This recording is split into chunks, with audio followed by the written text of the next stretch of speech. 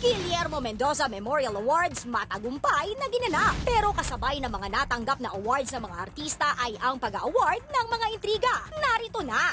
Intriga Award number 1, Angel Locsin at Angelica Panganiban. Muling nagkita at sabay tumanggap ng Film Actresses of the Year Award matapos mapabalitang nagkaroon sila di umano ng hidwaan habang ginagawa nila ang pelikulang One More Try noon. Actually, ngayon lang kami ulit nakapagkita pero medyo sensitive kasi yung sitwasyon ngayon para sa kanya. So ayoko na lang muna mag-comment or makadagdag pa sa pinagdadaanan niya ngayon. Basta masaya ako para sa kanya. Intriga Award number 2, co-awardee ni Angel na si Angelica Panganiban. Nagbitiw ng tahasang pahayag kaugnay ng isyung may nililigawan ng boyfriend niyang si John Lloyd Cruz. Parang hindi naman maganda na kami pa, tapos may nililigawan siyang iba. Parang hindi naman proper yun. Hindi na yung dapat tinatanong kasi hindi naman tamang gawin yun ng isang normal na tao kung nasa tamang pag-iisip siya.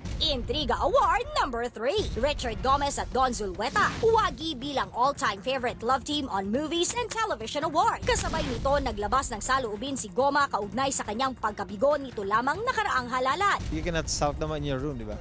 You have to move on, kailangan mabuhay tayo. Di ba?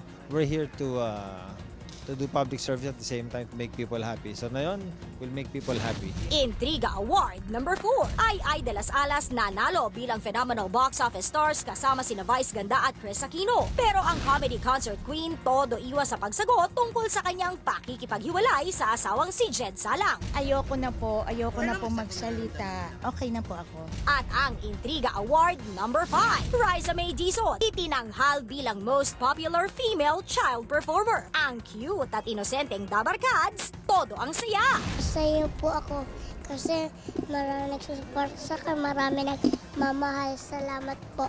Maraming salamat po sa inyong lahat, mga Dabarkads.